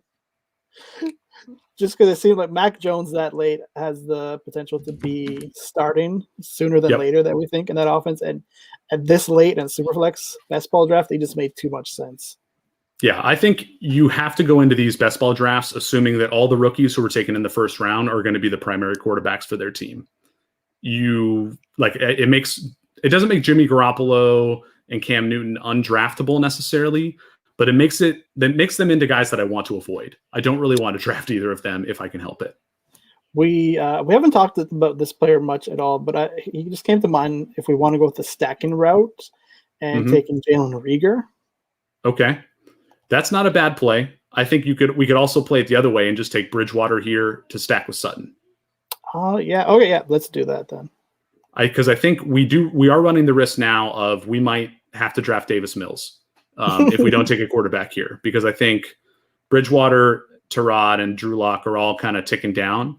I'm comfortable with like a lot of the wide receivers who are still left, so I'm not feeling a whole lot of incentive to go there. For me, it's Bridgewater or a tight end. Yeah, no, let's go with Bridgewater. Okay. Because like I said, there's going to be a tight end we'll like. There's going to be a receiver we'll like. There's a good possibility these quarterbacks that are on the board now aren't going to be there when we're on the clock again. Mm-hmm. There is one quarterback there I'm starting to come around on. Again, this is just my coach speak theory of wanting to bench your starting quarterback, and that's Kellen Mond. Okay. Tell me about Kellen Mond. I don't really know much about him. Well, I know Brandon Niles over at 4-4 is just hype the heck out of him. Host of the most accurate podcast. All off season long. Like that was like his guy after the top quarterbacks. Okay. And we saw the Minnesota Vikings invested a decent amount of real draft capital in him. He's in a position where if for some reason Kirk Cousins gets injured or gets benched, he gets to play in a pretty enticing offense. And just the potential of the upside there. Like he's not Jalen Hurts. Jalen Hurts is much better, but he's in that type of situation based on the way he plays where he could provide fantasy points on the ground. And we're looking at a guy who could be your QB4, QB5 maybe, depending on how many you have taken. Like in traditional Superflex non-best ball, I feel like he's going to be someone that goes undrafted for the most part. But in a best ball league, if you're looking for a late round, high upside flyer on a quarterback position, he would be the guy I would target. Okay. Yeah, I like it. I think there's an argument to be made for him as, a QB4. But again, that's not something I want to be drafting in these leagues. So I'm probably not going there unless my draft has gone horrendously off the rails. We're good now because we took Bridgewater. Yeah. So I think we're done with quarterback. I think we could be done with running back. Maybe we take one more. But I actually, looking back at our team in hindsight, like the David Johnson pick was kind of like another throwaway because we're talking too much to each other.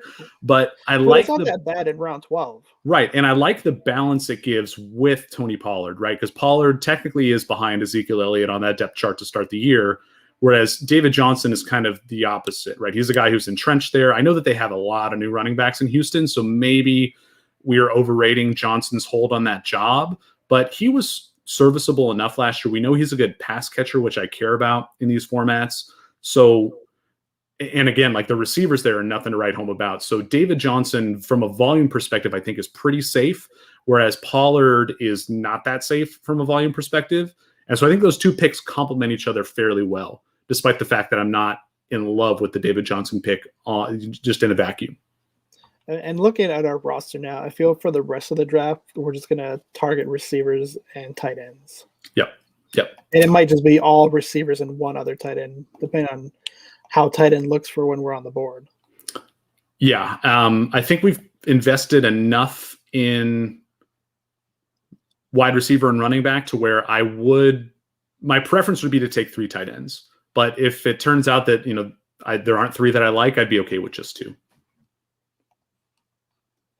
Taylor Heineke just got picked. That's amazing. There was someone in the mentions on the 444 Twitter feed that feels like if it was a true quarterback competition in Washington, he would beat out Ryan Fitzpatrick. Disagree. That's my one-word answer to that statement.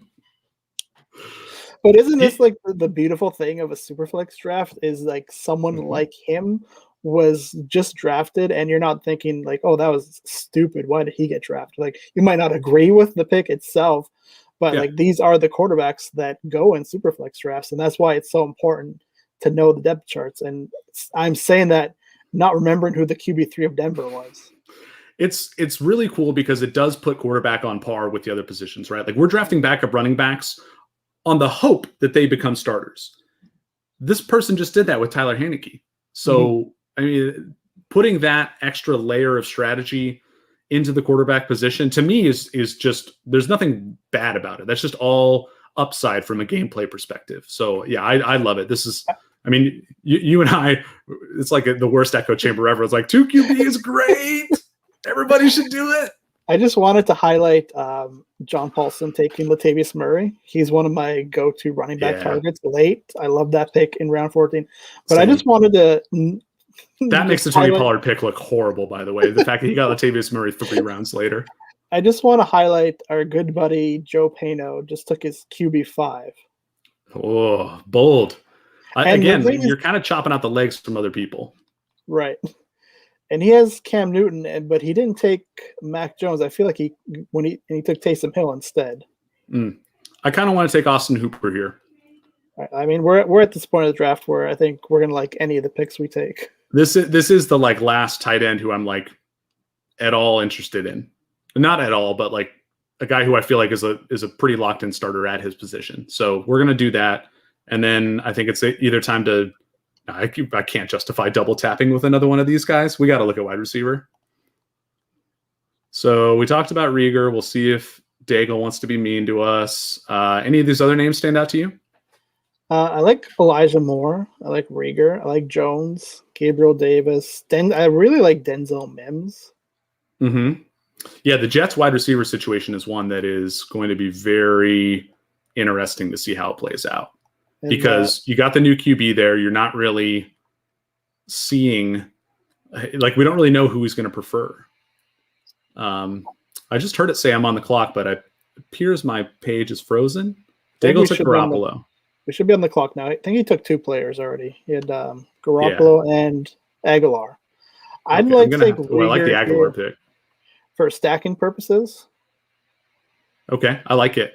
I'm going to have to refresh my draft page here because it was frozen. But we do have Rieger at the top of the queue, so we don't make it back in time. We will get him. And we had mentioned like these rookie receivers. We mentioned the Jets. The Jets is another team you can easily stack in best ball for cheap with Zach Wilson, Denzel Mims, Christopher Herndon. I know they have Jamison Crowder for now. There's been rumors he might be cut. Corey Davis too. Like these are the types of teams I like to look at for stacking purposes, just because they're affordable. Like I mentioned, the Jaguars, the Jets. Sometimes the Bills in the later rounds, but Josh Allen and Stephon Diggs portion of it is very expensive. But like the Zach Moss and Devin Singletary and Emmanuel Sanders, Gabriel Davis, like those types, Cole Beasley, those types of guys you can get in like the mid to late rounds. So that's another stack I like. And I just keep looking at John Paulson, Gibson, McLaren, Fitzpatrick stack. Sweet. The way he built it, it's a beautiful, beautiful thing to look at. It's fun, like watching those puzzle pieces come together with certain teams, because there are certain teams you're just not going to be able to stack. Like you could try to stack the Chiefs, you might get 2 of the 3 main pieces, but you're not going to get all three, especially in Superflex. You're probably not even going to be able to get two in Superflex. But finding those avenues to correlation through the lesser or the lower profile teams, I don't want to say that they're lesser because, again, like we could see Carolina just play really fast or Cincinnati played really fast, and you maybe get the Joe Burrow stack or the Sam Darnold stack. Like this stuff is doable if you can kind of piece together the draft board. And the way our draft unfolded is we were able to stack each one of our quarterbacks.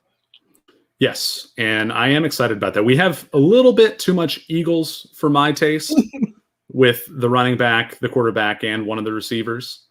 I do like the division they play in, so it's not – I don't hate it, but I'm also – it just feels a little sketchy to me. It's not like a team that I would actively look to stack like some of these other ones. Like I do like the Washington stack a lot. I like the Jet stack because it's so cheap, but – yeah, Eagles is not one that I thought we were going to be targeting here. We just kind of backed into it. Right. I was going to ask you one thing. What do you think about this theory that some people have in best ball that if Aaron Rodgers does get traded to Denver, that you could just stack him with Denver receivers now? Like you take Rodgers, even though he's a Packer, but you're thinking the assumption he's going to get traded to Denver, and then you can target the Suttons and the Hamlers and the Judys and the Fants later on in your draft and have like this reverse engineered Denver stack. If you're really confident that trade is going to take place, like that specific trade, then sure, go for it. But I'm based upon everything that we've seen, like it seems to me that Rodgers is either going to be in Green Bay or retired or just, holding out. I don't necessarily see him going to Denver specifically. So that's not something I would do, but the potential value there is good. And I guess even if you don't get the stack, if you pick the right Denver receivers, whether it's Judy or Sutton or Hamler, the guys who end up being those values relative to ADP, you still have Aaron Rodgers on the Packers with Devontae Adams and Aaron Jones. Like that's one of those things where I think if you're trying to do that, you honestly, you care too much about stacking if you're looking at it that way. And I'm not sure if Hatch did it on purpose or not, but he does have Aaron Rodgers and Jerry Jeudy. It's possible. He also has Robert Tonyan too. That would be the way I would do it, is maybe just pick, like make it a small stack, like pick one of the pieces, right? But yeah, I don't know. Again, I'm honestly not. Maybe I'm not trying hard enough to stack, but I don't try that hard to stack when I do these drafts. If you're doing a tournament setting, I think that changes the calculus. And then you can go a little bit more off the deep end with the stacks that you target, especially ones that are like a little more off kilter, like potentially Aaron Rodgers with Denver wide receivers. Whereas, go ahead. No, keep going. Well, I was going to say, whereas like if I'm just trying to win one league, I think it's more about just kind of picking the right players relative to ADP and relative to your draft slot. And yes, you're still incentivized to stack to some extent. I mean, we've obviously done that a fair amount, but we haven't gone all in on one team. I guess we're close with the Eagles. Yeah. But I like where we drafted those guys anyway, I guess is the point I would make. Like the reason I took Miles Sanders where I did was because I thought that maybe he was the best running back available there. Not because I thought that I wanted to stack him with Jalen Hurts. You know what I mean? No, I completely understand what you're saying.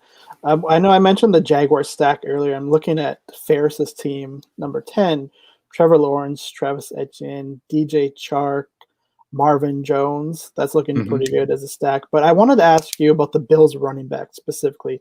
Moss and Singletary went back-to-back in round 13 here. Do you have a good read on who is going to be the RB1 or how that? Nope. Sure don't. I'm not afraid to say when I have no idea. And that's one where I've done a fair amount of best ball drafts already this offseason, and I don't think I've even taken a sniff at that running back committee. It's not something I'm interested in. Maybe I should be. Maybe I need to be more willing to take one of those guys. But the way that they've deployed them in the past couple of years gives me no confidence that either one of them is going to be, a workhorse or even valuable enough week to week to like really justify taking them. With that said, they're very affordable in terms of draft capital, so you don't have to spend a whole lot to get them. Like they're fine, but there are just other running backs I like more.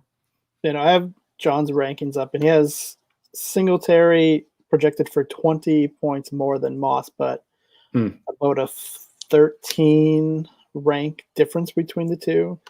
So I feel like in that position, you take the one that goes later, but I just thought it was interesting because they went back to back in this one. Right.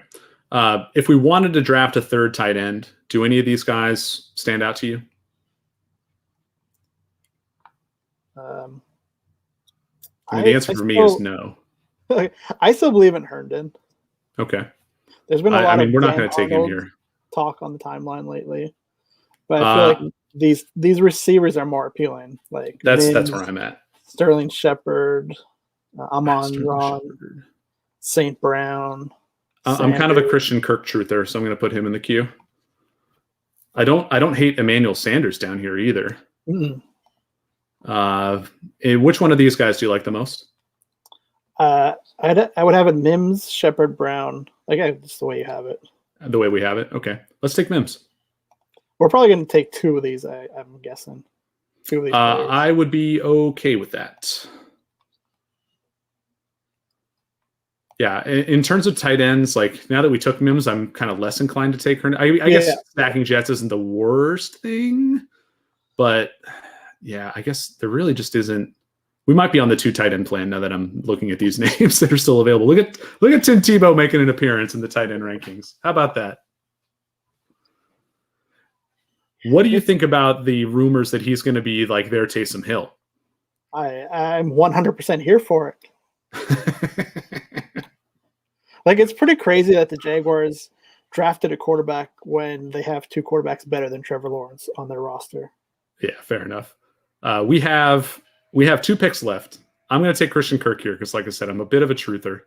I like that offense. I understand that they drafted another wide receiver and Hopkins is still there, but I believe in Christian Kirk, especially in the 17th round. Maybe that should have been one of these other guys, though, now that I'm looking at it. But now we're going to do so many of these drafts, Sal. It's going to be crazy. I'm going to have plenty of opportunity to draft these other wide receivers. Can we look at the quarterback board? Oh, you monster. Okay, we can do that. Quarterback board. Here we go. Drew Lock's still there. Maybe that should have been our pick. Just a guarantee, or not guarantee, because again, the Rodgers trade could still mess it up, but like try to lock in the Denver QBs. I mean, he's not going to make it back to us now, but I'll throw him in the queue. Yeah, lock Mills or Mond. If one of those guys, it could be an option depending on the receivers. And we've already talked about tight end not really being that appealing. Mm-hmm. So let's look at what we've got here. We've got Tannehill, Bridgewater, Hurts, with again Tannehill and Hurts being our primary guys. So 3 quarterbacks. We have 5 running backs, which I think is the minimum you would want to hit in this.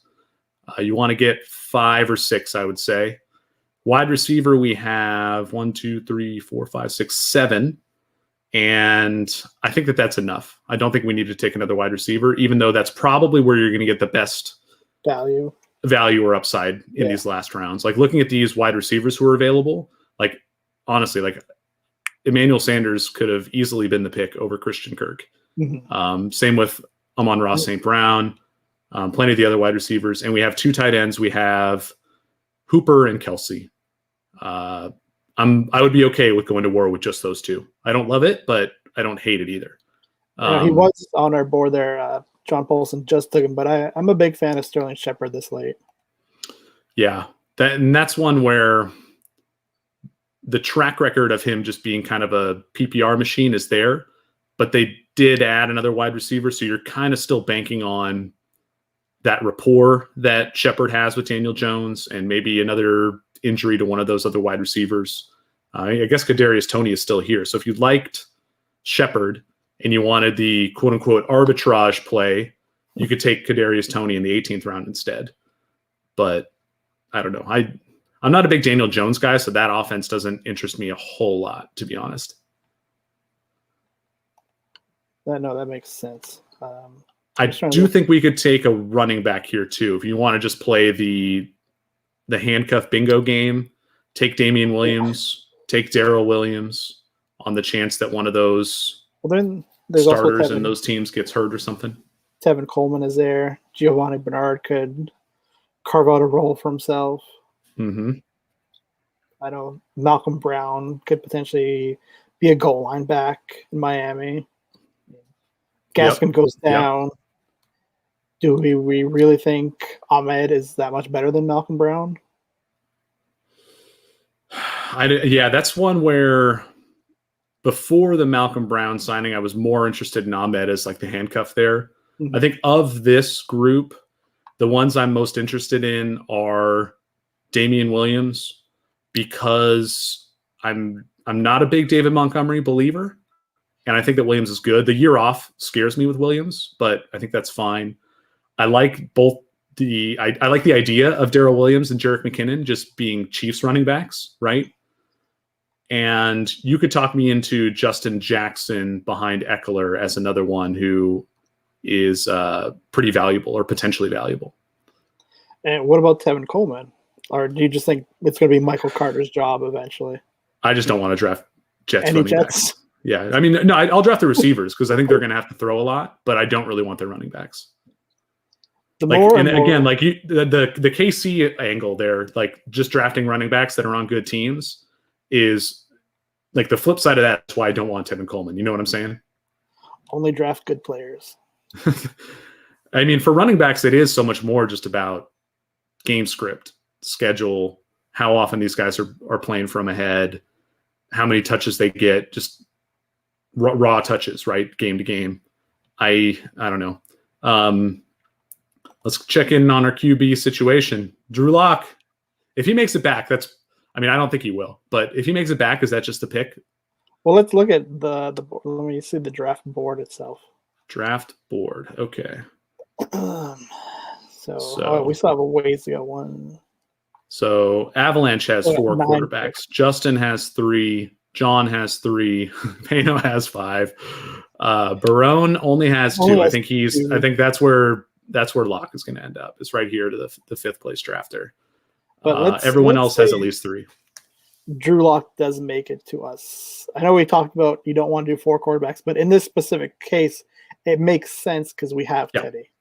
I think it makes a lot of sense, especially because it's our last pick. It's kind of a throwaway anyway, and I feel really confident in the rest of our positions. Like tight end is the only place where I'm a little skeptical, and even then we have Kelce, so I'm not worried about it. Whereas if we can lock in theoretically the Denver QB situation, I think that that's worth doing, not only because it gives us better backup for our starters, it just gives us better coverage from a best ball perspective in terms of hitting those spike weeks. And especially if Denver does flip-flop back and forth between them, like you could convince me that it's possible for the combination, the best ball combination of Bridgewater and Locke to outscore one of these quarterbacks that we took earlier, right? No, 100%. But just watch us end up with Bridgewater and Locke, and they end up okay. We don't. Locke went to Barone, which again, that was the right spot. Him getting Locke there in the last round makes this Bridgewater pick look a lot worse. Got to be honest. But I feel like we were justified at the time for kind of making sure we got a QB3. I mean, if we really wanted Drew Lock, we could have talked ourselves into him in round 15, round 16, round 17. So actually, that's a good point. Like in hindsight, maybe that's where we screwed up. Is maybe this Mims or Kirk pick should have been locked. In fact, now that I'm saying it out loud, I'm confident that is probably what we should have done. Because again, we talked about how there are still wide receivers that we generally like in this range. And there's still that's where all the value is. See, now you're set up for episode 2 of the show. You now know what not to do. Your boy got drafted, Davis Mills. How about it? Well, that's your boy. My boy's Kellen Mond. Oh, you're on the Kellen. I thought you were a Davis Mills guy for some reason. No. I don't want to take Kellen Mond, so I'm taking him off the queue. I've talked up Manny Sanders. He's still there. But again, running backs, I think you've made the case for Coleman. I talked about Darrell Williams, Damien Williams, Jerick McKinnon, Justin Jackson. I mean, Sony Michel down here is not the worst either. I don't really want to stack him with Damian Harris, but if we hadn't taken Harris earlier, you could maybe convince me Michel is worth a stab in the last round. I'm pretty confident that he's not the guy there, though. Yeah. So it is our turn. I say we just go with Manny Sanders. Okay, sold. So that's it, man. We finished our first Best Ball Superflex draft. Thank everyone for watching to this point on the Best Ball live stream. I promise I will get better at this as we do more of it. But Sal, thank you very much for coming on, man. It's great to kind of kick off this 2QB stream format with my best 2QB buddy. And I don't need to make that promise because I'm not going to be back on this show, so I can keep drafting really bad best ball teams. Well, while you're here, do you want to talk about a little something we got brewing? Well, we got first. Let's shout out John Paulson because he wants us to talk about how great the 107 team is, and it truly is a work of art. Let's pull the draft board back up. Yeah, we can look at some of these teams before we really get into the promo stuff. But John has Dak, Herbert, Fitzpatrick as his quarterbacks. Running backs look really good. He did the Raheem Mostert, Trey Sermon stack. That's a running back committee I can get behind. Latavius Murray was a steal. Wide receivers are looking good. John really steered into the fact that wide receivers are devalued in this format, and I do appreciate that. No, I'm definitely jealous of those first 6 picks. Like, his team overall is amazing, but those 6 picks and then Latavius Murray in round 14? Round 14 just like sealed the deal. But I also want to shout out our dude Frank Duffy with that Alvin Kamara and then no running backs till round 13 start. The ones he got here, like Phillip Lindsay is a bet against our David Johnson pick, but it's not a bad bet. Marlon Mack is a bet against Jonathan Taylor in the first round. Darrington Evans, a bet against where is he? Derrick Henry, early second round. And Singletary, which we talked about Moss and Singletary kind of being a coin flip situation. He needs to hit on 2 of those picks probably for this draft to really pan out. But with the wide receivers he has, with an elite tight end, with 3 solid quarterbacks, he might not need that much from his running backs, to be honest. And then if you look at the draft board, it just shows you how many different strategies you can go with in this draft. Like we have someone who took 3 running backs to start. We had someone that took 2 quarterbacks to start. We had a tight end receiver start. We had a quarterback tight end start. We didn't have any receiver start, which was kind of interesting. I think we were the closest with the tight end and receiver. I think that's an issue with the format. With the format, only 2 wide receivers in the starting lineup, and otherwise all flexes where they can play. We have the whole Skittles Taste the Rainbow start here: tight end, receiver, quarterback, and running back. We talked at the beginning about whether or not we were going to like the team if we drafted Kelce second overall, first to our team. How do you like the way this team turned out? Overall, I'm very happy with it. There's some picks I'd want to take back, like Miles Sanders, for example. Okay. I feel like we could have went with another receiver there. I would have probably preferred that overall looking at our team, but I know Miles Sanders is our RB1. We kind of want at least one of those guys, but I'm just not sold on Miles Sanders right there yet. That'd be the one pick I'd want to take back just for my general roster construction type of drafting that I do in general. And then maybe we talked about waiting a little too late on QB3, ended up with Teddy Bridgewater, but it just that the guys available just weren't that appetizing. So it never felt right to me, to be honest. Like waiting on it was the right move. Even if we ended up with Teddy Bridgewater, I would have been much happier if, say, Mac Jones. That's who I did want there, but Dago took him 2 picks before us. Well, we screwed that up. I mean, we could have had Mac Jones where we took David Johnson. We've already talked about how that's a pick that we regret a little bit. We probably could have Mac Jones and David Johnson. Yeah, fair point. Yeah, the David Johnson pick is a little hedgy. Not my favorite. Other than that, I'm happy with the way this draft unfolded with us going tight end early. Yeah. But like you mentioned, it is a super flex draft. We are known as the 2QB guys in the industry. We used to run a website called 2QBs.com. And we are kind of bringing it back. We're going to have a super flex draft guide coming out in late July. So check that out. Indeed. Strategy, mock drafts, rankings, projections, all that good stuff to help you, with your redraft super flex league. Yeah, we've got a lot of great contributors signed on to participate, and we'll kind of unveil that as we go, talk more about who's going to be in the draft guide, what you can expect. But we're not publishing it for a little bit. We're still ironing out some of the details. We're just kind of pumped up to announce it at the very least. And now, the people who are contributing, if they want to talk about it, can start talking about it. That's pretty exciting. And yeah, I'm just really looking forward to getting back into it with you, Sal. We had a lot of fun making the first 2 iterations of the draft guide, and I think this one's going to be even better. We know a lot more now after doing it a couple times. We've had some time to kind of figure out what worked and what didn't work. And I'm excited for what we've got in store for those readers. We will be donating some of the proceeds to charity once again, as we did the previous 2 times. And again, more info on that stuff to come, but really pumped to announce it, really pumped to be working with you again on it, and excited for these best ball drafts to kind of school me up on, some of the trends of this draft season to help inform my rankings that are going to end up in the draft guide. So really, really excited, and can't wait to get it out there to everybody. I'm definitely excited to keep watching this show, because eventually you'll have guests on who know what they're doing when it comes to drafting fantasy football teams. I'm happy to be here, happy to watch the show. Thanks to everyone who did watch and participated. Don't forget, if you sign up for a 4-4 subscription, you can get an FFPC voucher up to $35, which is a pretty sweet deal, I think. Yep, got to do it. I mean, essentially, you pay for the subscription by getting a free draft. And if you're someone who wants to subscribe to 4for4, don't you want to be drafting anyway? Like, that's where we need to be here. But yeah, free voucher with a 4for4 sub. Get that when you can. Really appreciate everybody who stuck with us to the end here. I wasn't sure how many viewers we were getting. I wasn't even sure if the draft was going to fill, to be honest. So I'm going to call this whole thing a success. And yeah, I just want to say, before we do leave, and I'll let you say the goodbyes and everything, I just wanted to shout out our good buddy John Daigle. I've been reading his Best Ball Tiers articles over at NBC Sports Edge, and that's been a fantastic resource for my prep. Yeah, I mean, all the people who we know who contributed to this draft board, John, Justin Edwards, Pano, I mean, these are all great resources within the fantasy football community. You guys should be following all these guys. So check out their work and make your fantasy football life a little bit easier.